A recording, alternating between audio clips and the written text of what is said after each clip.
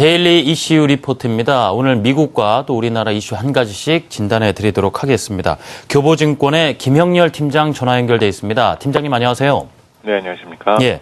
자, 국내 증시가 개천절 어제 이제 휴장을 하는 동안에 미국 증시가 내림세를 이어갔습니다.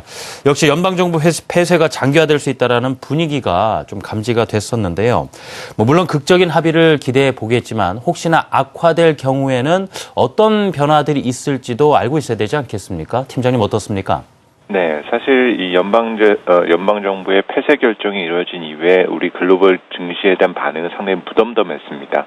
오히려 과거의 학습 효과를 기준해서 볼 때 주식을 싸게 살 수 있는 어떤 그런 기회다라는 부분 등을 먼저 강조해 왔었고, 이 영향에 대한 어떤 매크로의 부정적 영향은 제한될 것이다라는 생각들을 해왔었는데요. 하지만 휴일이 지나는 동안 이렇게 연방정부의 폐쇄가 장기화될 경우에 현재 미국 정부가 받게 될 어떤 둔화 압력은 보다 강화될 가능성 자체가 크다라는 해석들이 나오고 있습니다.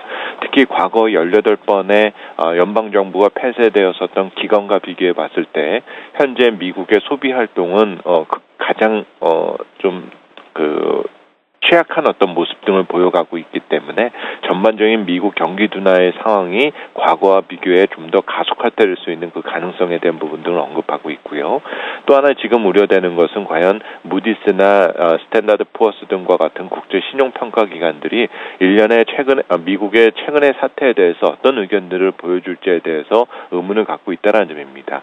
특히 지난 2011년 미국 정부의 부채 한도 논란이 제기되었을 때 스탠다드 푸어스는 바로 미국의 신용등급을 강등시키는 경우가 있어 왔고요. 또 스탠다드 푸어스는 일반적으로 정부가 디폴트 되었을 때는 B등급 정도로 그 신용등급을 강등시켜오는 것을 대부분 시켜왔기 때문에 다른 나라와 미국 간의 형평성 문제 등이 또 시장에서 제기가 될 수가 있다는 점입니다. 다소 좀 이런 우려의 시각이 시장에서 확대되고는 있지만 시장에서는 해결에 대한 가능성도 여전히 높다라는 쪽에 의미를 두고 있는데요. 지난 18번의 연방정부의 폐쇄 중 10일을 넘겼었던 적은 총 4차례 정도에 불과합니다. 가장 길었던 것이 1995년 21일 동안 정부가 폐쇄되었었던 것이 최장기간이었기 때문에 적어도 다음 주말 정도까지는 이에 대한 어떤 해결의 실마리가 생길 수 있다는 판단이 들고요.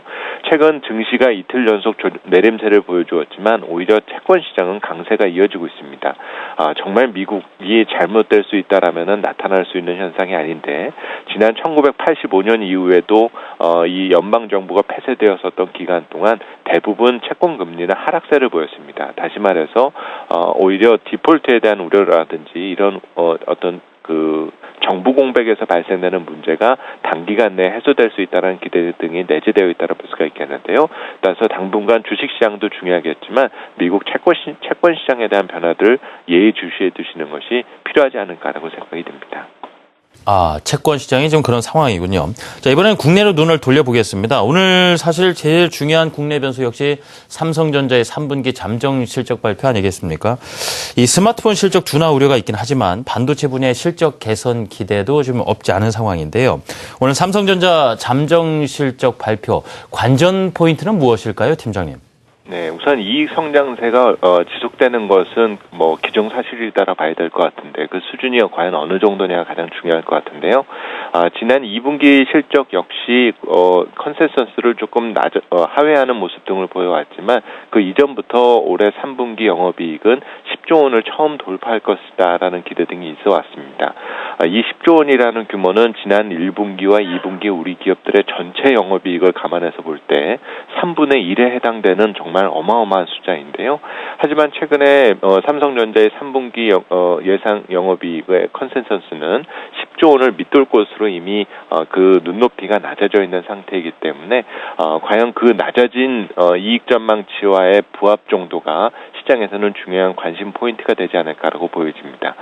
이 과정에서 또 지난달 갤럭시 노트 3를 비롯한 신규 폰이 시장에서 판매가 시작되었고 이 과정에서 아직까지 판매량 등이 정확하게 집계가 안 되어 왔었기 때문에 이 판매량과 또 스마트폰을 포함하는 부분별 마진율과 관련된 어떤 수익성 지표 등이 시장에서는 중요한 변수가 될 것 같고요. 또 지난 2분기 실적이 나왔을 때 다소 좀 우려의 어떤 요소로서 판단되었었던 부분은 이 매출 대비 재고량이 빠르게 상승했었다라는 점 등이 시장에서는 우려의 어떤 변수 등으로 작용이 되어 왔었습니다. 결국 어떤 재고의 소진 정도에 따라서 향후 실적에 대한 성장세 그리고 어떤 생산과 관련된 어떤 그 가동률과 관련된 부분 등이 시장에서는 점검받게 될 가능성 자체가 커 보이겠고요. 또 삼성전자의 실적 결과가 비단 삼성전자에만 그치는 것이 아니라 이 삼성전자와 관련된 그 관련 업종 전반에 대한 영향력 자체가 커진다는 점 등을 생각해서 보면 삼성전자가 계획하고 있는 부분별 투자 계획과 이에 대한 진척률과 관련된 변수도 오늘 삼성전자의 잠정 실적 결과에서 주목해 두셔야 될 변수로 판단이 되어집니다. 네, 세 가지 관전 포인트 짚어주셨는데요. 시장의 눈높이를 당연히 얼마나 맞추느냐도 중요하겠지만 각 부문별 수익성 지표라든가 부문별 또 투자 계획도 꼭 챙겨보시라는 말씀이었습니다. 지금까지 교보증권 김행렬 팀장의 말씀 들어봤습니다. 팀장님 말씀 감사했습니다. 네, 감사합니다. 고맙습니다.